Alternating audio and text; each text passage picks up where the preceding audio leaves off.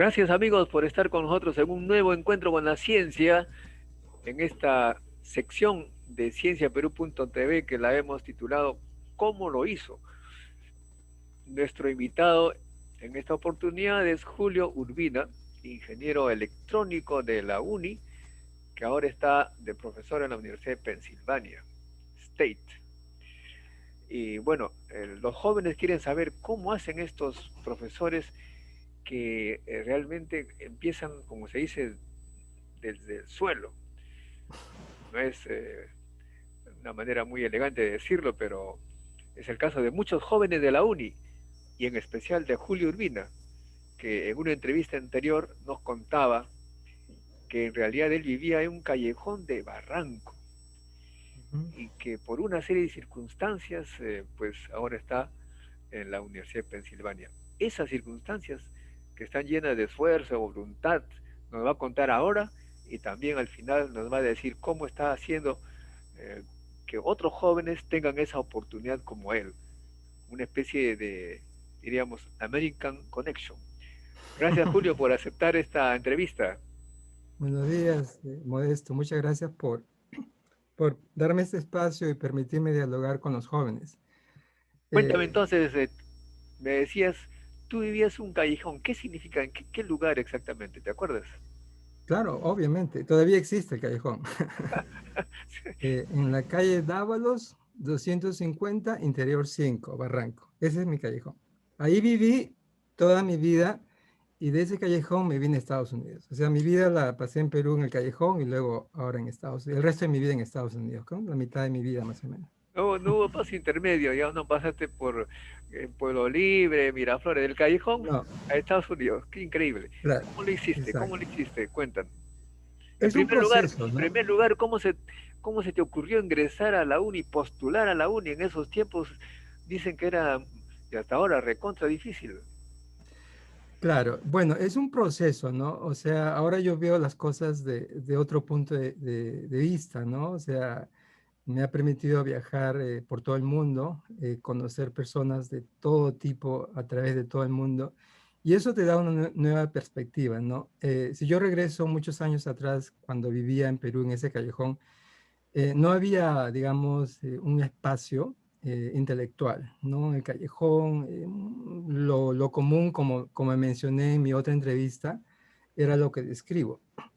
Eh, pero mi papá, mi mamá, pese a que tenían poquísima educación, siempre nos inculcaban a estudiar, ¿no? Y mi papá siempre leía el periódico, la prensa, recuerdo, siempre compraba la prensa, ¿no? Entonces, y la prensa, luego que él terminaba, lo tiraba y yo lo recogía y me ponía a leer.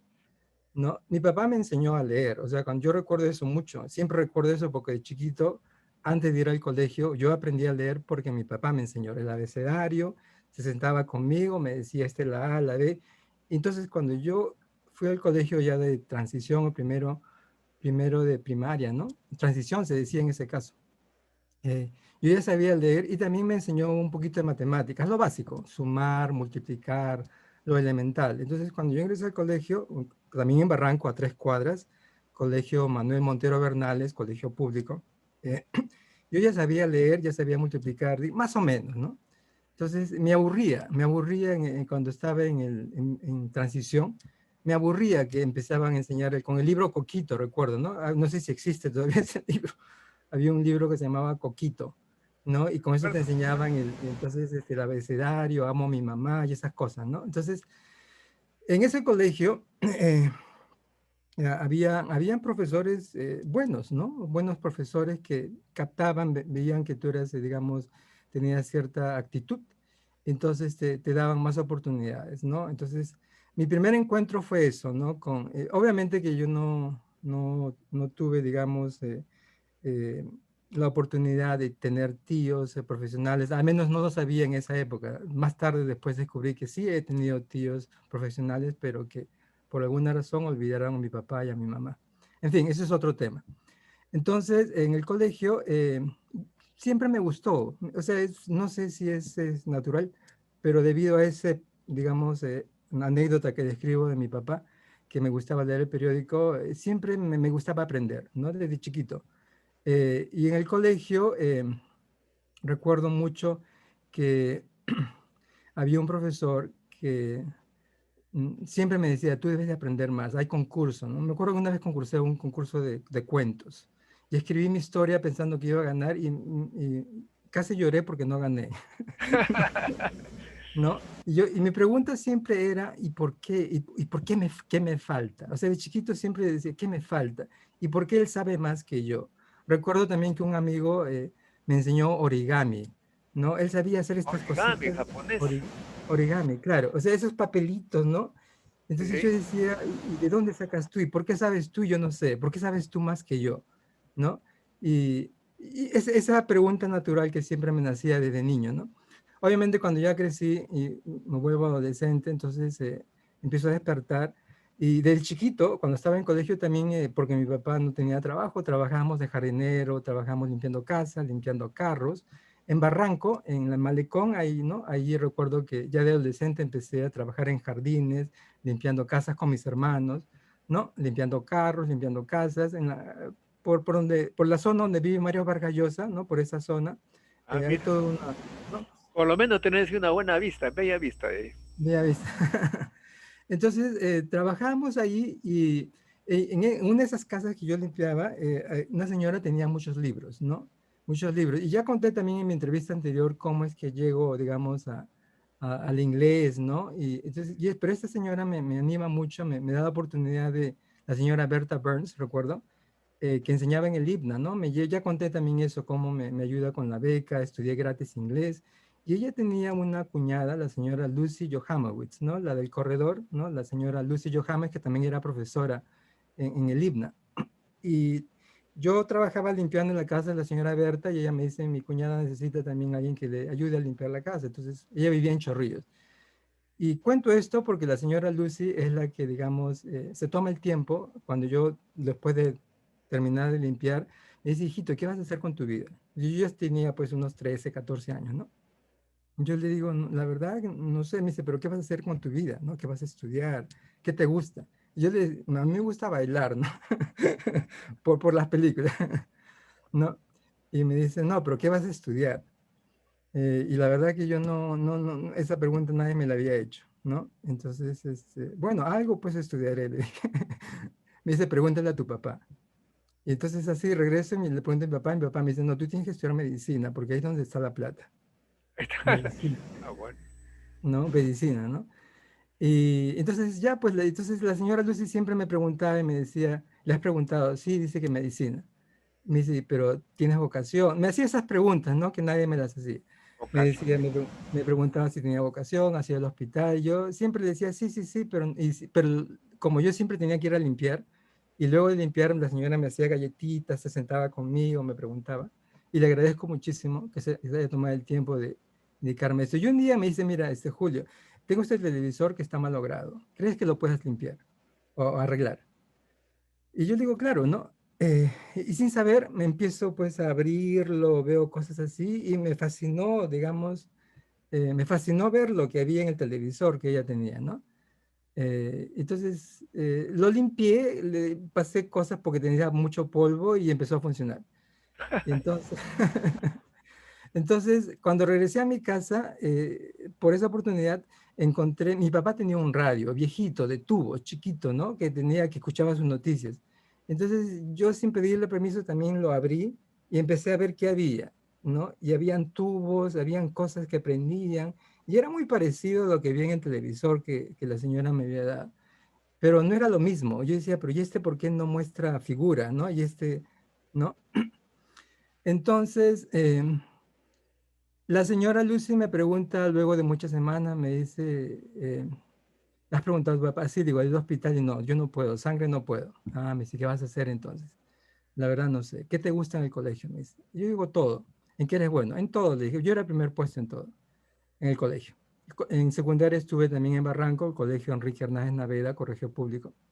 Y siempre hacía de todo. Estudiaba todo, era bueno para todo, ¿no? Siempre estuve el primer puesto en todo. Y me dijo, me dice, ¿te gusta matemáticas? Yo digo, sí, claro, por supuesto. ¿Te gusta? Sí, es fácil. Me dice, entonces lo que tú debes hacer, me dice ella, debes estudiar ingeniería. Ingeniería, pero estudia ingeniería electrónica. Ingeniería electrónica, que es la carrera del futuro. Eso fue lo que ella me dijo. Ah, le digo, y entonces me dice, y lo tienes que estudiar en la mejor universidad del Perú, ¿no? Que es la Universidad Nacional de Ingeniería. Ahí tienes que estudiar. Además, tú no tienes plata para pagar, me dice. Tú tienes que ingresar y no tienes plata.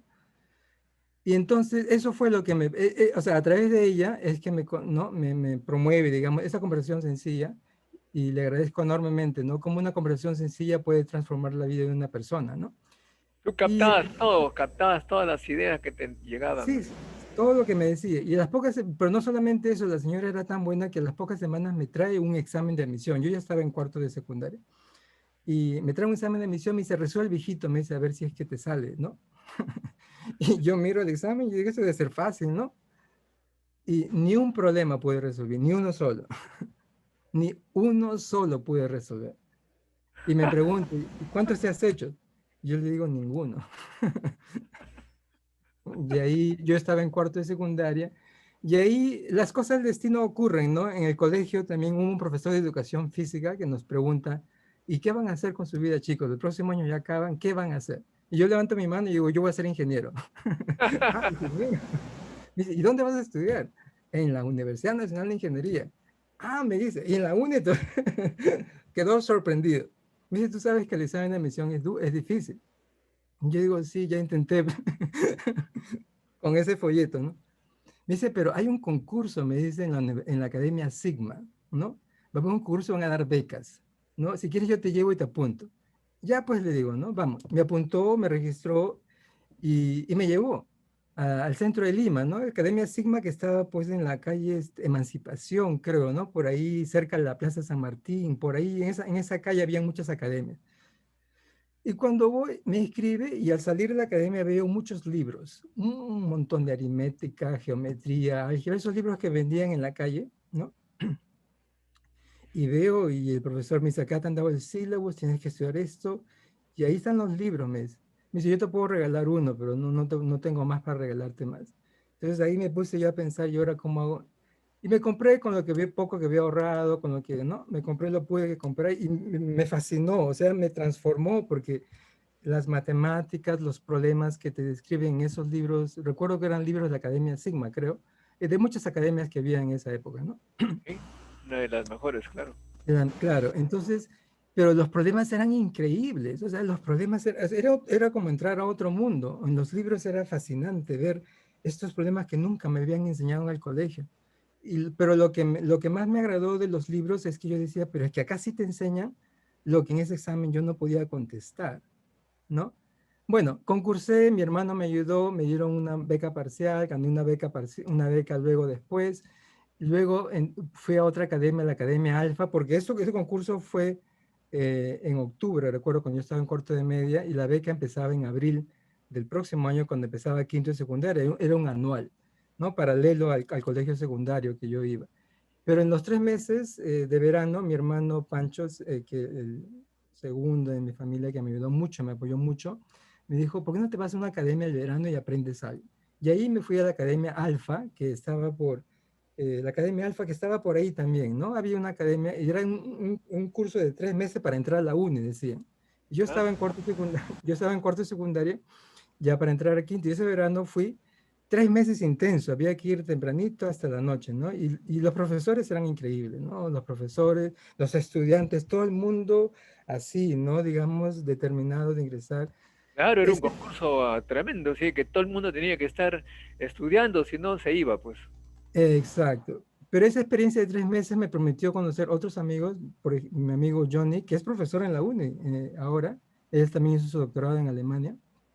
Nos conocimos, él tenía un hermano mayor que también había venido a Estados Unidos. Entonces, a través de esas conexiones me permitió conocer otras cosas más, ¿no?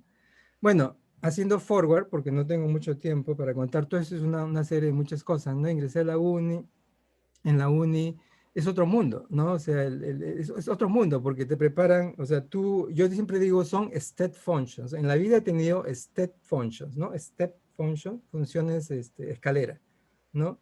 De la secundaria a la uni son step function, ¿no? Un salto cuántico. Es un, un salto, exacto. Es un salto porque en la uni es otra cosa. Yo no tenía a quién preguntarle qué cursos llevo, porque hay toda una estrategia. Para estudiar hay una estrategia, ¿no?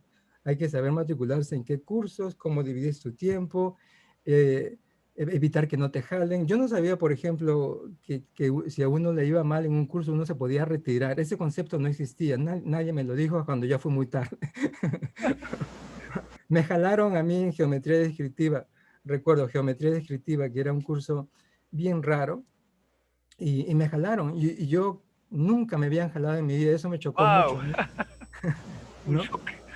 Porque hay profesores en la uni que son muy buenos, pero hay profesores también que son muy, digamos, sádicos, ¿no? O sea, el profesor de geometría descriptiva, recuerdo el No, la profesor uni Miranda. estaba lleno de sádicos. El profesor Miranda miraba, cachimbos, jajaja, cachimbos pasan a la tercera, por si acaso, así decía. Entonces, es una mezcla, ¿no? No me quejo, lo cuento como anécdota porque todas estas cosas, estos miedos que te crean, te forman cierta defensa, ¿no? Entonces uno navega, digamos, dentro de la uni y sobrevive, hay muchas amistades, también hay celos, ¿no? Como ser humano, ¿no? O sea, es una comunidad interna, humana, obviamente, uno hace muchas Déjame amistades. que te cuente un medio minuto.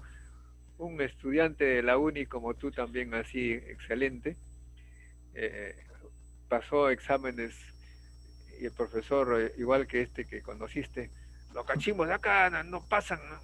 Excepcionalmente, no, o sea, los amenazó a todos. Y fue él el único que aprobó. Y el decano lo llamó y le dijo, ¿cómo hiciste? Bueno, el profesor ha hablado, yo no le hice caso, me porté normal. O sea, se portó normal sin tener miedo y aprobó. Sé que a veces los profesores meten miedo para jalar. Bueno, eso, cuando uno es joven uno no lo sabe, ¿no? Entonces, navegué y luego pues uno se enfoca a los estudios, uno aprende mucho, hay muchas cosas, yo estoy muy agradecido, todas las oportunidades que tuve, las amistades que tengo, que he conocido, pero al terminar uno, ¿y ahora qué hago? ¿No? Claro. Entonces, era una época del terrorismo, el Perú tenía el terrorismo fuerte en esa época y las universidades públicas en aquella época nos miraban mal, ¿no? Pensábamos que todos eran terroristas, ¿no? Eres de la UNI, eres de San Marco, eres terruco, ¿no? Ese era el estigma que te ponen, ¿no? La sociedad peruana es muy cruel, digamos, con la persona, con el joven. Hasta ahora. Dicen, terruquean, cuando quieren bajar a alguien, lo terruquean, dicen, lo tratan de terruco. Me imagino, porque es la forma barata de desacreditar, ¿no? De, digamos, en fin, eran unas épocas duras y en la uni, pues, había muchas huelgas, ¿no? Muchas huelgas, ¿no? Recuerdo que habían demasiadas huelgas. Entonces, un día conversando, que ya harto de tanta huelga, hicimos un grupo en el centro de estudiantes en ingeniería electrónica. Yo estuve estudiando electrónica. Hicimos un grupo con un grupo de amigos que nos cansados de tanta huelga y nuestra pregunta era, pero los que digamos, esos líderes que protestan y todo, académicamente no están bien, porque hicimos nuestro estudio y vimos que no estaban bien. Entonces la pregunta decía, pero ¿cómo ellos pueden decidir por nosotros? Esa fue la pregunta. Siempre ocurre eso. Entonces, No, se convierten en congresistas y hacen tonterías. entonces hicimos nuestra lista y ganamos, o sea, internamente ganamos, hicimos muchos cambios. Y fue un movimiento a nivel de toda la uni en aquella época, ¿no? Digamos, en respuesta a todo ese cansancio, digamos, interno que existía. Pero obviamente que hay un precio que pagar, ¿no? Yo recuerdo que mis notas cayeron, ¿no? Yo recuerdo que con la justa, sí, con la justa pasé, con la justa sobreviví. A mí me jalaron dos veces en la uni, geometría descriptiva en mi primer ciclo y en termodinámica siempre digo porque cuando me enamoré ahí también me caí, fue mi otra caída, ¿no? Entonces, son dos veces que me jalaron y cuando estuve en Hay un ese... colega que tiene su récord de notas, ¿no? Durante los 5 años y cuando estudia matemáticamente, un promedio bajo de 0,5 cuando me enamoré de tal chica. Cada chica era medio punto promedio menos. Eso pasa, ¿no? Entonces al terminar, bueno, pero esas experiencias me dieron mucha, digamos, visión, mucho, aprendí mucho siendo, pero también aprendí una cosa, que la gente es muy mal agradecida, ¿no? Porque luego de que uno hace ciertas cosas, la gente siempre se queja, ¿no? Entonces uno se pregunta, ¿y para qué hice tanta cosa, no? O sea, ¿para qué hice toda esta cosa al final renegando? Nosotros hemos intentado hacer esto, otro, y al final siempre se quejan, ¿no? Pero lo otro ya tenía que preocuparme, ¿y ahora qué hago? ¿En qué voy a Claro. buscar, no? ¿En qué voy a trabajar? Entonces, oportunidades de trabajo no habían en Perú, sobre todo si eras de universidad pública, como decía, el estigma del terrorismo siempre te ponía una frazada encima y te negaba ciertas oportunidades. Entonces, pero ahí hubo un aviso, recuerdo, ¿no? Que pusieron chiquitito, ¿no? Decían para practicar en el Radio Observatorio de Jicamarca. Postulé, ¿no? Y un requisito, recuerdo, primordial era saber inglés. Y yo Ah, felizmente no sabías inglés. sabía inglés, ¿no?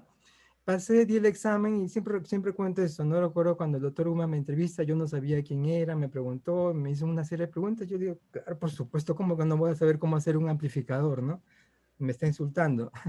Le dibujé el amplificador y ya me dice. Entonces empecé a practicar y era un ambiente raro, ¿no? Porque es allí donde, digamos, distinto, raro en el sentido bueno, ¿no?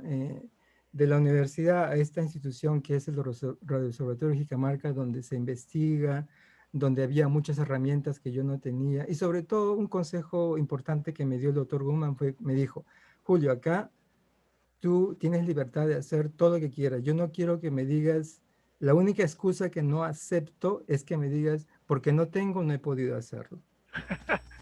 Es la excusa peruana clásica. Claro, me dijo, lo que te falta, pide. Lo que no hay, pide. Y yo lo compro. Así de simple. Y es así fue. Yo compré libros, compré software, le pedí ya hasta mucho. Eh, y ahí me di cuenta que no sabía, no había aprendido bien las cosas, ¿no? Porque recuerdo que mi primer proyecto fue diseñar una antena Yagi, o sea, diseñar una antena Yagi de 50 megaciclos. Me dijo que la impedancia sea 50 ohmios, exacto. Y me dijo, antes de empezar a hacerlo, tienes que simularlo, ¿no? Y había un software que se llama NEC, de Numerical Electromagnetic Codes, para simular. Y es así como empiezo a aprender. Había aprendido Fortran en la uni, nos enseñaban Fortran, entonces sabía más o menos Fortran. Y empecé a, ¿no? a apreciar este programa NEC que usaba Fortran para diseñar. Y el doctor Uma me dijo, bueno, diseñe, cuando ya esté listo me avises. Entonces, como no me salía los 50 ohmios, yo no le avisaba. Entonces pasaron como 2, 3 semanas y viene y me dice, se sienta a mi costado y me dice, y muéstrame lo que has estado haciendo. Y ya te salió. Yo digo, no, no me sale. ¿Cómo que no te sale? A ver, muéstrame. Ya, entonces le muestro, ¿no? Todo, y le muestro, pues, ¿no? Y me salía a 47 punto y pico. A 47 y tanto llegaba. No era 50. Me dice, pero ahí está 47. Digo, sí, pero no es 50. Usted me ha hecho 50. Estabas hablando con físicos, no con matemáticos. Exacto. Me dice, pues está bien, me dice, está suficiente, me dice, está cerca, me dice, tanto se has demorado.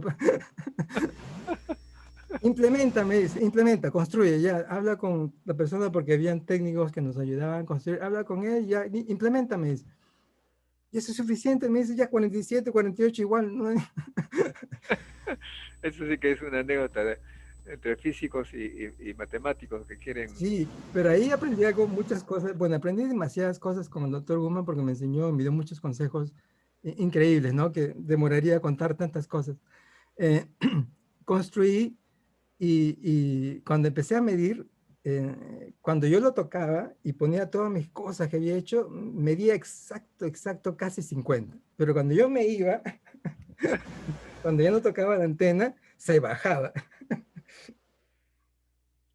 Entonces, y me daba vergüenza, o sea, yo no sabía cómo explicar esto, ¿no? El fenómeno electromagnético, y yo de quien le miraba mis cosas, digo, pero ¿qué falta acá? ¿Qué fracaso? Y bueno, el doctor Guman viene y me pregunta, ¿ya has medido? Digo, me dio vergüenza, ¿no? Digo, me dio vergüenza contarle que solamente sacaba 50 ohmios cuando yo lo tocaba. Y, pero este proyecto, estas antenas, el objetivo era llevarlas a la Antártida, ¿no? A la Antártica, donde era el proyecto principal. Y el doctor Guma me fastidiaba, me decía, bueno, tendrás que pedirle a un pingüino que toque la antena para que tengas tus 50 ohmios. Me dice, eso es natural, me dice, es acoplamiento. Y me explicó, o sea, me explicó, eso es lo que está ocurriendo. Posiblemente eso está ocurriendo. Y eso me fascinó, o sea, yo quedé fascinado, wow, o sea, todo tiene una explicación y lo que yo hago, o sea, hay una razón, ¿no? Entonces, y bueno, eso es una de tantas anécdotas. Bueno, a la Jicamarca llegaban estudiantes de todo Estados Unidos, de muchos países, a hacer experimentos. Entonces ahí, como yo hablaba inglés, les preguntaba, ¿y cómo es por allá? ¿Y cómo es por allá? Y además el doctor Uma me dijo cuando yo ingresé, me dice, acá máximo yo te recomiendo que estés 3 años, 4 a lo más, y luego tienes que ir a estudiar. Yo te aconsejo que te vayas a estudiar, ¿no? Pero yo tenía miedo. Yo digo, pero irme, yo no tengo plata. Y todo eso, uno siempre pone pretextos, ¿no? O sea, uno inconscientemente pone sus trabas internas, ¿no? El Pero como, mecanismo psicológico de defensa. claro, pero como habían estudiantes, digamos, de Estados Unidos, de Europa, de Japón, que iban a, yo les preguntaba, ¿y cómo es? ¿Y cómo es allá? ¿Y qué cosa hay que hacer? Y cuánto cuesta? Y me contaban, ¿no? Pero yo no entendía muy bien cómo era esto de ir a estudiar, que te pagan y las becas y esas cosas, y el proceso de admisión, que es bien complejo, ¿no?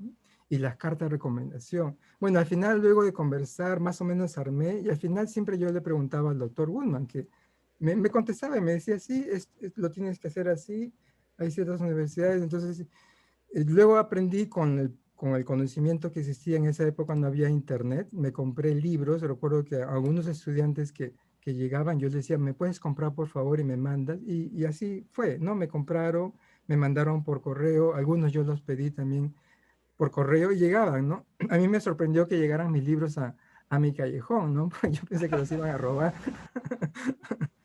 Bueno, eso es, en un callejón no roban eso. No, no roban. Así es que yo recuerdo el cartero llegó con un montón de libros. Recuerdo mi mamá me dice, Julia, te han llegado todos estos libros. ¿Para qué has comprado tantas cosas? Y ahí había, por ejemplo, información de las universidades, el ranking, una serie de cosas, ¿no? Que un buen libro que tenía toda esa información y que este estudiante me había aconsejado, cómpralo para que sepas y te informes, ¿no? Y bueno, ahí donde, digamos, nace la inquietud de venir a Estados Unidos y yo apliqué para una maestría porque me sentía inseguro. Yo dije, el doctorado creo, yo no soy bueno para eso. El doctor Uma me dijo, no, me dijo, aplica a las dos, maestría y doctorado, porque si aplicas solamente maestría, no te van a dar beca, no te van a dar ayuda financiera, no te van a dar nada. Me dice, porque yo no entendía bien eso, ¿no? Así es que apliqué a Esa es los dos. la ventaja pues de la gente que ya tiene experiencia, ¿no? Y gente como tú, como yo, que llega, no sabe absolutamente nada cómo es ese mundo, pero hay otros que saben perfectamente todos los caminos porque se los cuentan en casa y se van rápido, sin problemas. Exacto, exacto, exacto. Entonces, y esto es toda una estrategia, ¿no? Porque yo recuerdo mi gran problema era que te pierden dos cosas, ¿no? Las notas de la uni, que son, no nos ayudan en nada. Ah, sí, Y, ya cambió, ¿ah? Han cambiado. Ahora hay notas para el extranjero. No pasan a los que tienen 13, que es una buena nota en la uni, lo ponen A, que es ok, buena nota en Estados Unidos. ex- Han avanzado en eso.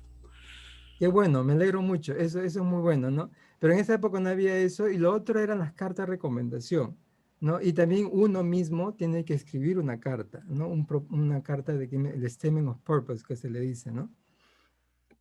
Y hay que escribirla bien. Pero las cartas de recomendación, bueno, una carta le pedí al doctor Gulman y las otras dos cartas a profesores de la uni. Pero el problema que había es que no escribían en inglés, ¿no? Entonces, y lo otro es que, ¿y qué se pone en esa carta? Eso era lo que yo no sabía. ¿Y qué hay que ponerle en esa carta? O sea, ¿qué va?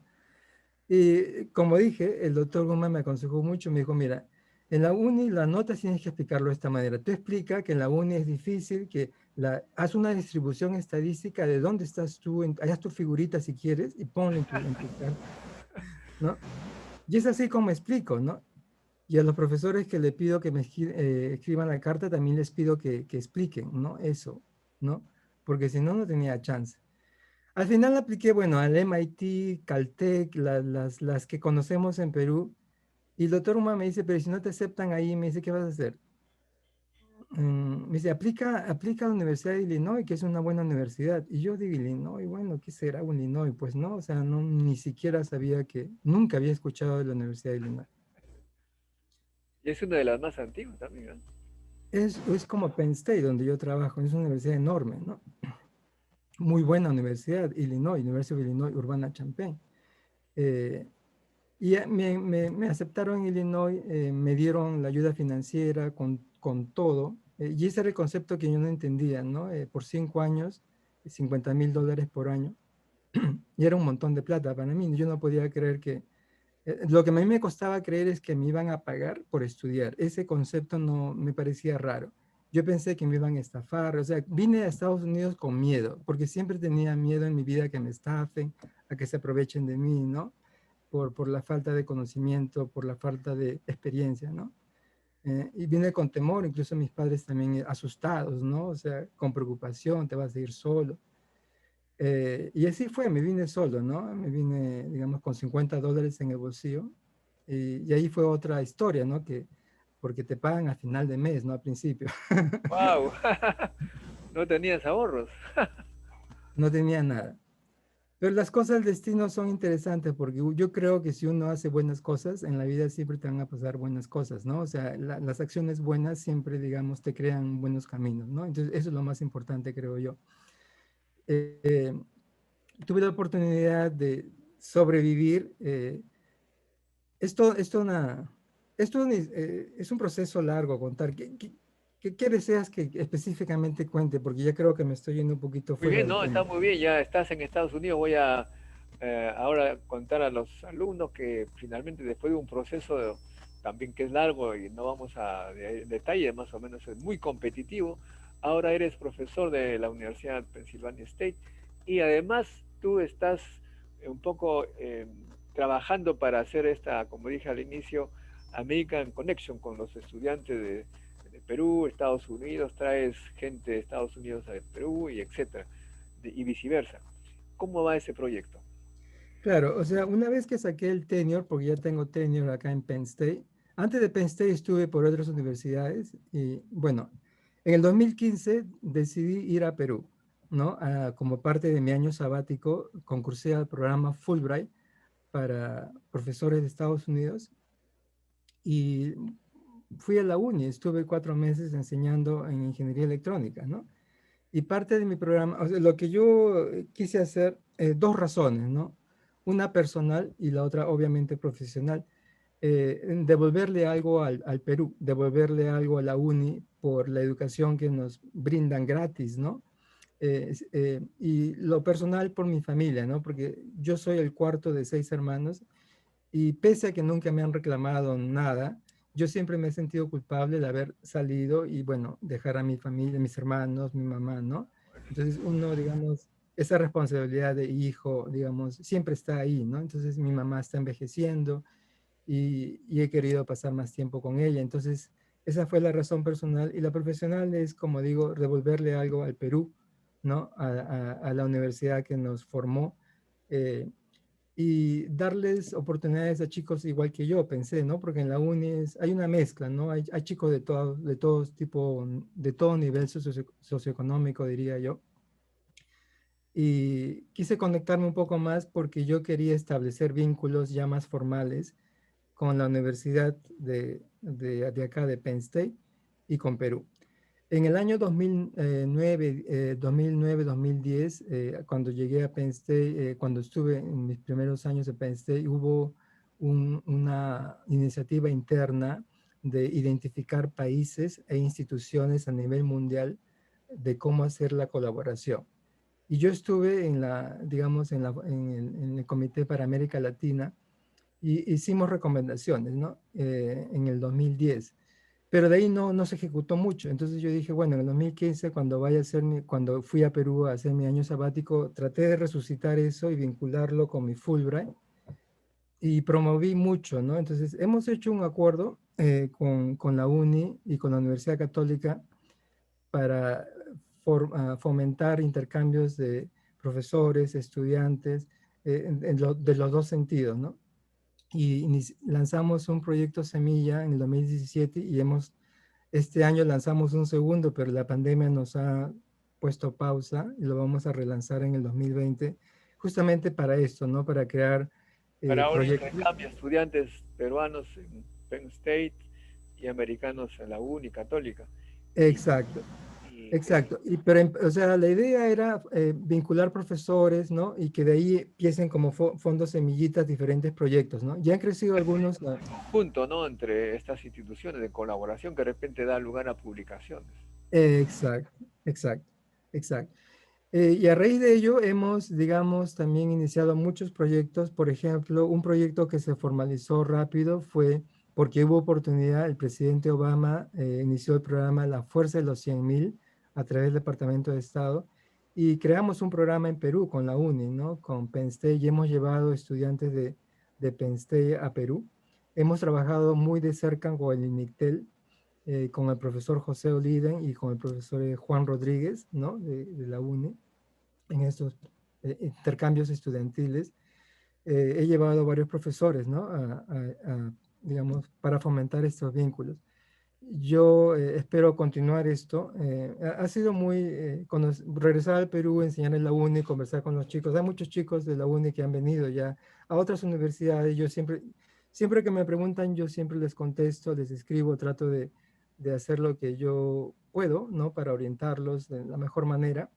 A veces me falta tiempo, a veces si es que me escriben y no les contesto, no quiere decir que me he dado, simplemente vuélvame a escribir porque los correos se entierran, ¿no?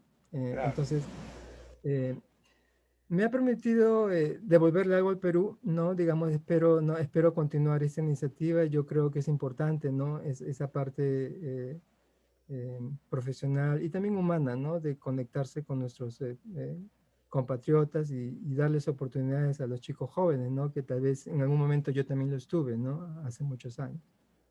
Excelente, Julio. Bueno, una vida ejemplar que debe ser para todos los jóvenes una visión, una dirección, un consejo, qué sé yo. Ah, hay que aprovechar las experiencias de nuestros amigos, nuestros colegas, sobre todo aquellos que empiezan prácticamente de cero, sin tener información que algunos jóvenes tienen la suerte de tenerla, pues hay hijos de profesionales que han estado en Estados Unidos, en Europa, conocen el movimiento internacional, los requerimientos de las universidades y claro, los hijos tienen esa gran ventaja de tener en casa, ¿no? Ujú, Julio Urbina, como muchos de la UNI, prácticamente no saben la existencia del mundo, ¿no? ujú. Aunque en el caso de Julio me hace recordar a Marta Hildebrand, que cuando le preguntaron, ¿y qué es lo que aprendiste en la escuela? Ella dijo, aprendí que yo sabía leer y escribir. O sea que ya iba, ya tenía algo, por lo menos el padre le había inculcado esta idea de aprender, ¿no? Y el periódico fundamental, ¿no? Los padres obreros que llegan a casa con su periódico, le da un ejemplo a los hijos de que el papá se interesa en la lectura y eso es fundamental, se interesa en la información y cuando uno toma el periódico, estando en un pueblo joven, lejos del centro, se va enterando de cosas y se le va abriendo el camino. Excelente, Julio. Muchísimas gracias por esta entrevista extraordinaria. Te felicito y sigue pues ese camino. Nosotros eh, te agradecemos a ti, Julio, por tu vida y por la manera como estás colaborando con los jóvenes de la UNI que en este momento requieren apoyo de sus profesores que están en el extranjero. Gracias, Julio. Muchas gracias, Saludos a tu señora esposa muchas y, gracias. y a tus estudiantes. Diles que los entrevisté hace tiempo, que los recuerdo y que me envíen de vez en cuando un correo a ver si los entrevisto para ver qué cosas están haciendo ya. Perfecto, lo haré, no hay problema. Mucho gusto, muchas gracias. Ok amigos, y con nosotros será hasta un próximo encuentro con la ciencia. Chao.